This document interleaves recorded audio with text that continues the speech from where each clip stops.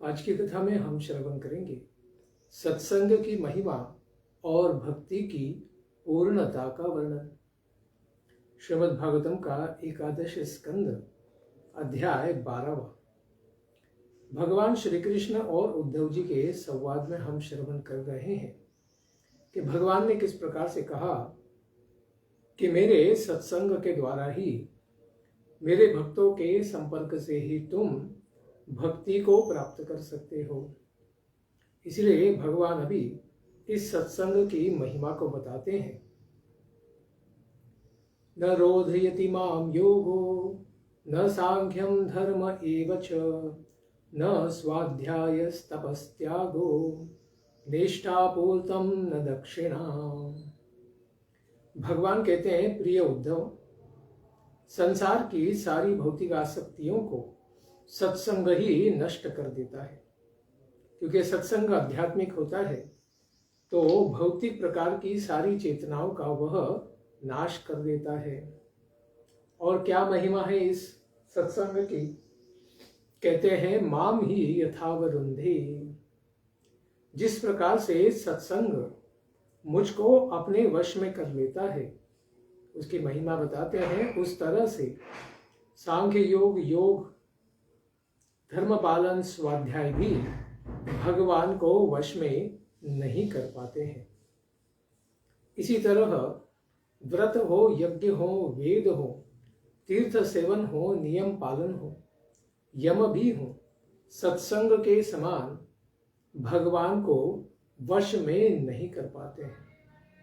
इसी से पता चलता है कि भगवान का हृदय पूरी तरह केवल भक्ति के द्वारा, और यह भक्ति जिस भक्त के हृदय में संचार करती है उन्हीं के द्वारा आकर्षित किया जा सकता है और वश में भी किया जा सकता है। अजित जितोपि सः। भगवान तो अजित है, लेकिन भगवान अपने भक्तों के द्वारा ही, प्रेम के द्वारा, भक्ति के द्वारा ही जीते जाते हैं।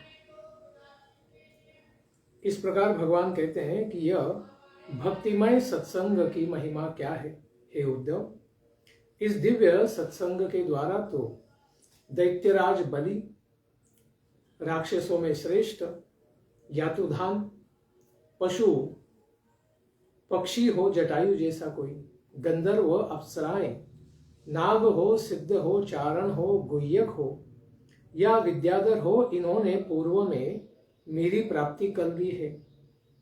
इसी तरह मनुष्यों में भी कोई वैश्य हो, शूद्र हो, स्त्री हो या अंत्यज आदि भी हो, तथा इस प्रकार से वे भी, हे निष्पाप उद्धव, रजोगुणी और तमोगुणी प्रकृति के जीव भी मेरे परम पद को, वैकुंठ को प्राप्त कर जाते हैं।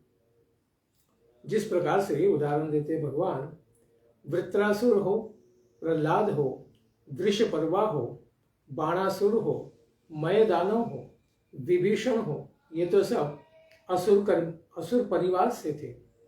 या सुग्रीव और हनुमान हो, ये वानर परिवार से थे। गजेंद्र यानी हाथी के परिवार से थे। जटायु पक्षी थे। तुलाधार वैश्य जो क्या थे? खटिक थे। धर्मव्याध कुब्जा, यह तो वेश्या थी।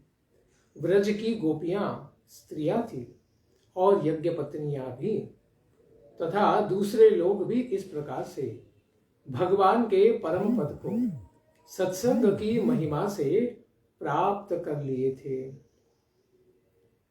उन लोगों ने न तो वेदों का अध्ययन किया था, न श्रुति गणाः, उन्होंने कहीं गुरुकुल में जाके सदगुरु के द्वारा कोई वेदों का अध्ययन भी नहीं किया था, और न ही विधि पूर्वक महापुरुषों की सेवा ब्रह्मचर्य व्रत पालन करके की थी। इसी प्रकार उन लोगों ने न तो कृच्छ्र, चांद्रायन आदि व्रत भी किया था, न ही कोई विशेष तपस्या भी की थी। केवल सत्संग के प्रभाव से ही वे सब भगवान को प्राप्त कर गए। गोपियों के बारे में भगवान बताते हैं, केवलेन ही भावेन गोप्यो गावो नगा मृगाः।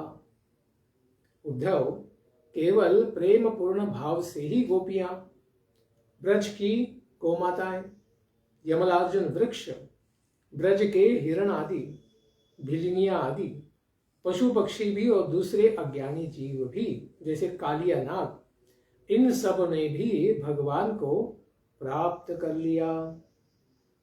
इसलिए भगवान कहते हैं, उद्धव, बड़े बड़े प्रयत्नशील साधक हैं जो योग मार्ग, सांख्य, दान, तप, व्रत, तपस्या और यज्ञों के द्वारा श्रुतियों की व्याख्या करके या श्रवण करके, ब्रह्मचारियों की तरह स्वाध्याय करके और संन्यास आदि धारण करने वाले यतियों के द्वारा भी भगवान को प्राप्त करना संभव नहीं है, किंतु केवल भगवान के, खास करके ब्रज भाव से युक्त ऐसे भगवान के दिव्य भक्तों के सत्संग के द्वारा तो वे अत्यंत ही सुलभ हो जाते हैं। इसीलिए गोपी गीत में भी कहा गया है, भूरिदा भूरिदा जना, जो भगवान के ब्रज की लीलाओं को संसार में प्रकटित करते हैं, प्रचार करते हैं, वे भी अत्यंत महान हैं। क्यों? क्योंकि वे साक्षात भगवान को सब जीवों को वितरित करते हैं, उनके भक्ति को प्रचार करके। इस प्रकार उद्धव भी तो एक बार ब्रज यात्रा करके आए थे, इसलिए गोपियों के भगवान के प्रति रहने वाले प्रेम को उद्धव जी ने भी स्वयं अनुभव किया था। इसलिए भगवान कहते भी हैं कि सत्संग से भक्ति की शुरुआत होती ही है और यह इसका विकास, श्रद्धा का, भक्ति का विकास होते होते वह उन्नत प्रेम की अवस्था तक उन्नत होकर किस अवस्था को प्राप्त करती है, उसके बारे में भगवान बताते हैं कि हे उद्धव, जिस समय अक्रूर जी बलराम जी के साथ भगवान कृष्ण को मथुरा लाए, उस समय गोपियों का हृदय प्रगाढ़ प्रेम के कारण अनुराग के रंग में पूरी तरह रंग गया था। इसलिए भगवान कहते हैं कि मेरे वियोग की तीव्र व्याधि से, पीड़ा से वे अत्यंत ही व्याकुल हो रही थी एवं मुझको छोड़कर कोई भी दूसरी वस्तु उन सबों को सुखकारक नहीं प्रतीत होती थी। इसलिए हे उद्धव, जब मैं वृंदावन में था, उस समय उन सबों ने, गोपियों ने उन रास की रात्रियों को आधे क्षण के समान ही बिता दिया, भले ही वो ब्रह्मा जी के पूरे दिन के बाद आने वाली 1000 सहस्त्र युग की रात्रि के जितना भगवान ने उसका समय विस्तार किया था, लेकिन गोपियों को वह केवल एक क्षण मात्र ही लगा, आधे क्षण मात्र ही लगा। किंतु मेरे बिना ही वे रात्रियां उन सबों को अभी एक एक कल्प के समान प्रतीत होती हैं, क्योंकि उन सबों का एकमात्र प्रियतम केवल भगवान ही है। किस प्रकार? जिस प्रकार से बड़े बड़े ऋषि मुनि भी समाधि अवस्था को प्राप्त करके बड़ी बड़ी गंगा आदि नदियां जैसे समुद्र के जल में प्रवेश करती हैं, उसी प्रकार से यह गोपियां उन नदियों की तरह बहिर्दृष्टि रखने वाले व्यक्तियों से स्वयं को छिपा लेती, यानी अप्रकट कर देती हैं। क्योंकि नदियां जब समुद्र में प्रवेश कर जाती हैं, तब अपने नाम और रूप को समुद्र के अंदर ही क्या करती हैं? समाहित कर देती हैं, लेकिन उनका अस्तित्व तो बना ही रहता है। वे भी समुद्र में प्रवास करती हुई यहाँ वहाँ विचरण करती है और उनके प्रवाह के अभ्यास करने वाले व्यक्ति भी इसके बारे में जानते हैं। और समुद्र के बाद प्रवेश करके वे तो पाताल भी जाती हैं। इसीलिए बाह्य दृष्टि वालों के लिए ही वह अपने नाम और रूप को खो देती हैं, लेकिन समुद्र तो उनको व्यक्ति के रूप में उनके नाम और रूपों के साथ स्वीकार करते हैं। उसी तरह गोपियां भी अपने परम प्रेम के द्वारा भगवान को इतना प्रेम करती है कि उनके साथ तन्मय हो जाती हैं अपनी चेतना से, कि उन सबों को लोक परलोक और अपना कहलाने वाले पति पुत्र आदि जितने भी व्यक्ति हो, या कहिए अपने स्वयं के शरीर आदि का भी ध्यान नहीं रहता है। इस प्रकार से गोपियां अपनी सारी सुध बुध भान यह सब गंवाकर भगवान के चरणों में समर्पित हो जाती हैं। वे गोपियां अपने स्वरूप को नहीं जानती थी कि वे भगवान की नित्य संगिनियां है गोलोक वृंदावन में। कितनी थी ये? वैसे तो 300 करोड़ थी। भगवान इसीलिए कहते हैं शत सहस्रशः, हजारों सैकड़ों थी। वे मुझको नहीं जानकर, भगवान के रूप में नहीं जानकर केवल अपना प्रियतम ही समझती थी। यही ब्रज का भाव है कि कृष्ण को कोई भगवान नहीं समझते हैं, वे केवल अपना परम प्रिय सखा ही समझते हैं। इसीलिए यह गोपियां जार भाव से ही, प्रियकर भाव से ही मुझसे मिलने की इच्छा रखती थी, खास करके उन शरद चंद्रीय रात्रों में। वे केवल संग के प्रभाव से ही मुझ परब्रह्म को प्राप्त कर गई।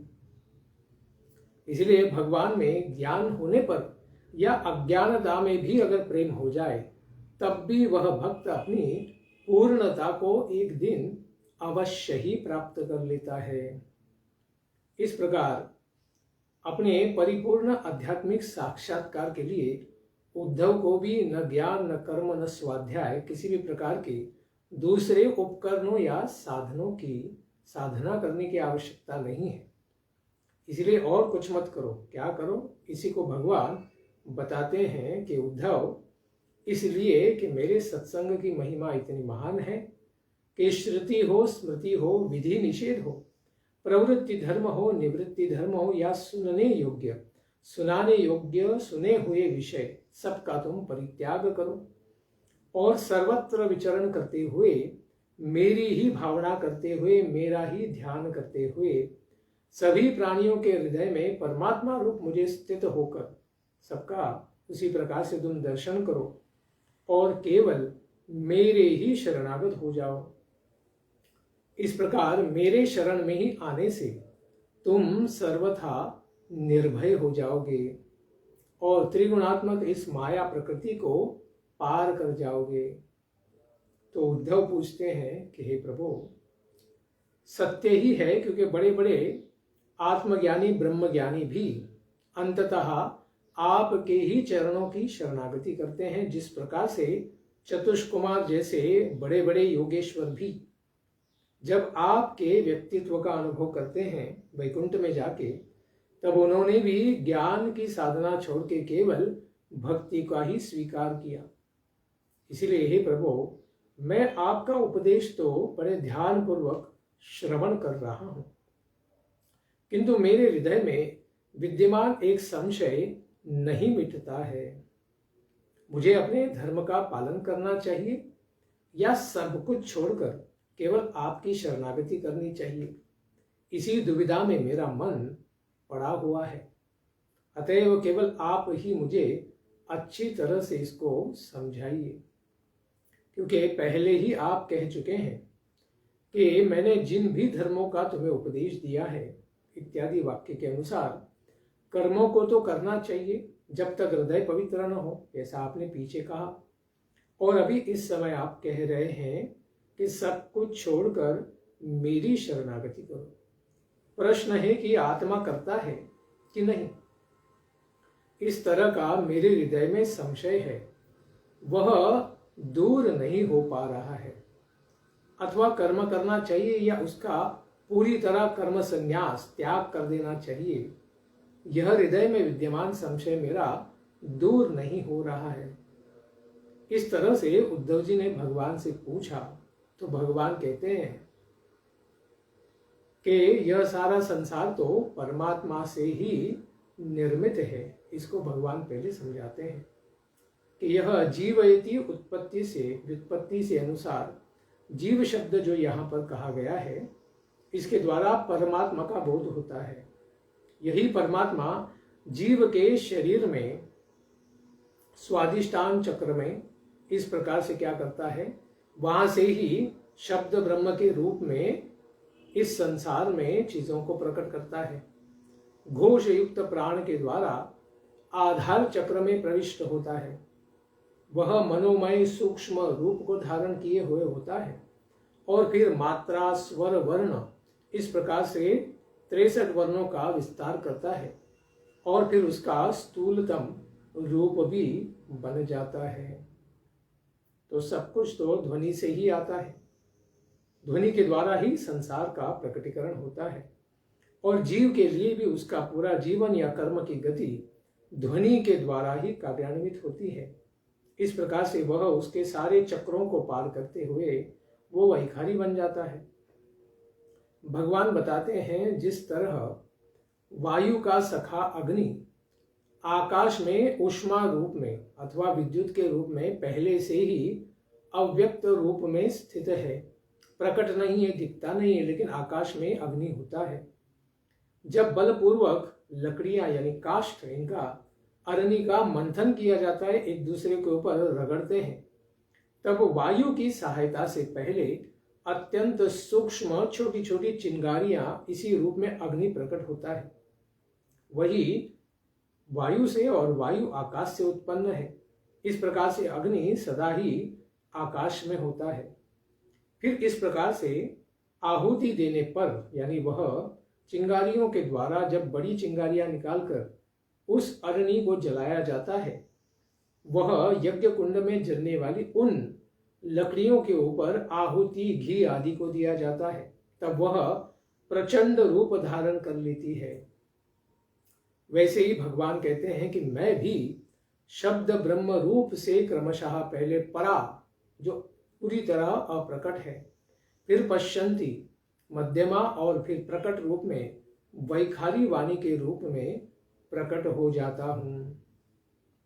बोलना हो, हाथों से काम करना हो, पैरों से चलना हो, मूत्र इंद्रिय के द्वारा मूत्र त्याग करना हो या पायु इंद्रिय के द्वारा मल त्याग करना हो, सूंघना हो, चलना हो, देखना हो, छूना हो, सुनना हो, संकल्प या विकल्प करना हो, अहंकार के द्वारा अभिमान करना हो, महत्त्व के रूप में इस प्रकार से सारा संसार ताना बाना बुनना है।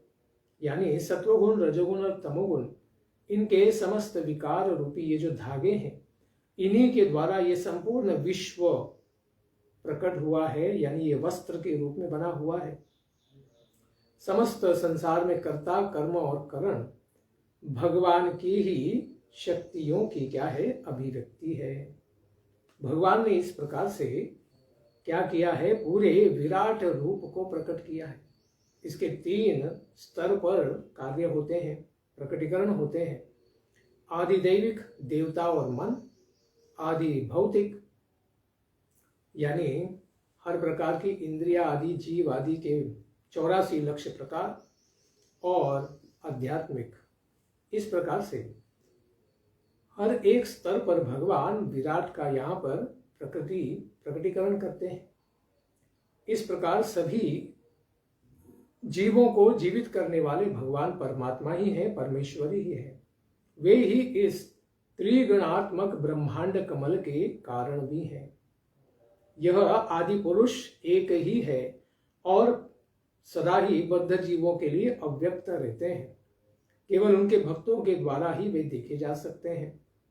उदाहरण देते हैं, जिस तरह से उपजाऊ खेत में बोया हुआ बीज फिर बाद में अंकुरित होकर शाखा, पत्र, पुष्प आदि अनेक रूप धारण कर लेता है प्रकृति, धरती यानी उस मिट्टी के साथ, वैसे ही काल गति से माया का आश्रय लेकर सारे जीव जो हैं, जो भगवान के अंश हैं, यह अनेक रूपों को धारण करते हैं इस प्रकृति के साथ संयोग करके। उनके कर्मभूत जिस जिस प्रकार की योनियां हैं, उस प्रकार से शरीरों को प्रकट करके अपने कर्मों को करते रहते हैं। इस प्रकार जैसे तागों के तानों से वस्त्र ओतप्रोत होता है, खड़े वाले धागे, आड़े वाले धागे, इनको मिलाते हुए बुनकर वस्त्र बनाए जाते हैं, वैसे ही गुणों को बुनाने से ये पूरा संसार बनता है और यह संपूर्ण विश्व भगवान परमात्मा में ही ओतप्रोत है। जैसे सूत्र के बिना वस्त्र का अस्तित्व नहीं होता, किंतु वस्त्र के बिना तो सूत्र धागा तो रहता ही है। वैसे ही इस जगत के नहीं रहने पर भी भगवान परमेश्वर विष्णु तो सदा ही रहते हैं। यह जगत इसीलिए भगवान परमात्मा का भौतिक रूप है। परमात्मा के बिना जगत का अस्तित्व नहीं रह सकता है। यह संसार वृक्ष अनादि है और प्रवाह रूप से नित्य है। भले इसकी एक स्थिति सदा ही बदलती रहती है, प्रतिक्षण इसमें बदलाव होता रहता है, लेकिन प्रवाह रूप से तो ये नित्य है, सदा ही रहता है। और इसकी शुरुआत कब हुई ये भी कोई बता नहीं सकता है।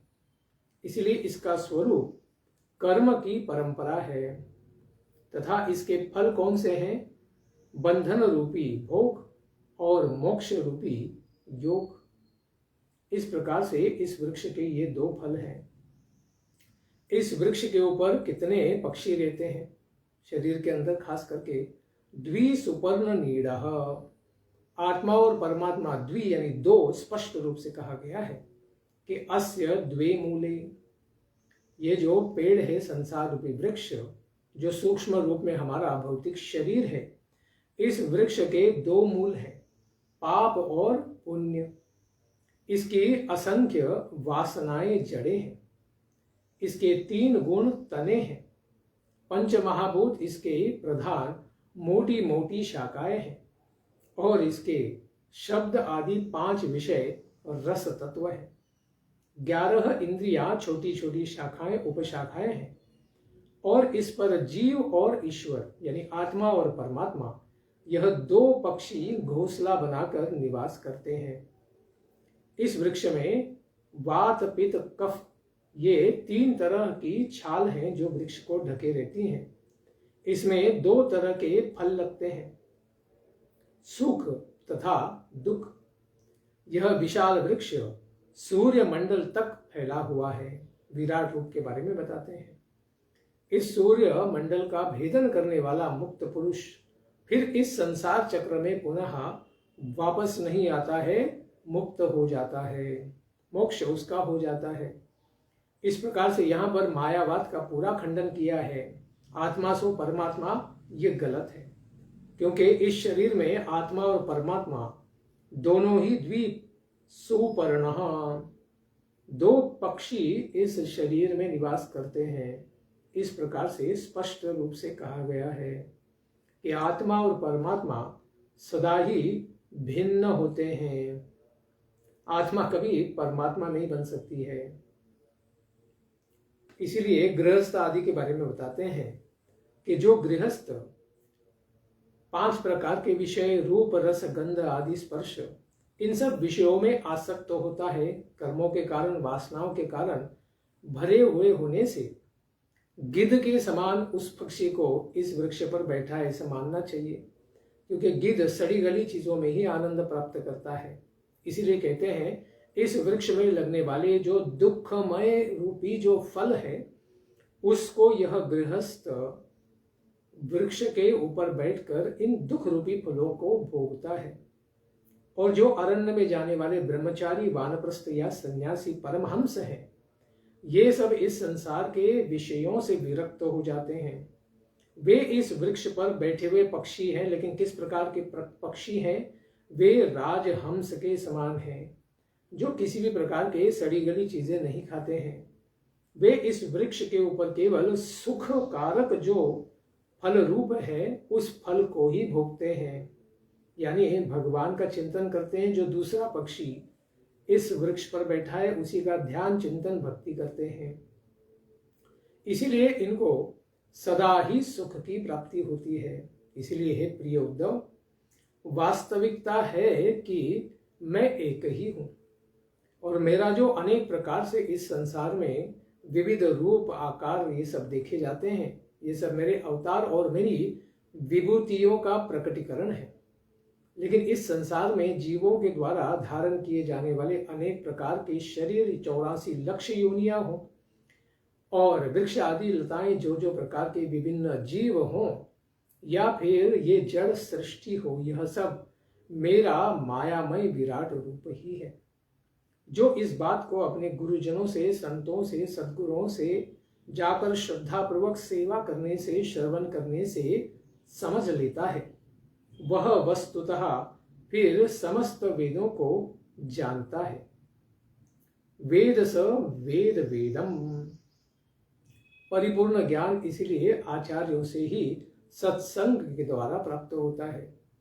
इस प्रकार इस सत्संग से जो दिव्य ज्ञान भगवान की भक्ति के बारे में प्राप्त हो रहा है, उसका विज्ञान रूप अनुशीलन पालन करना चाहिए प्रतिदिन, प्रतिक्षण, और फिर जाकर ये विद्या में परिणत हो जाएगा, अनुभवजन्य ज्ञान हो जाएगा, और फिर इसके बाद साक्षात्कार प्राप्त हो जाएगा। इसलिए भगवान कहते हैं, उद्धव, गुरु उपासनया एक भक्त्या।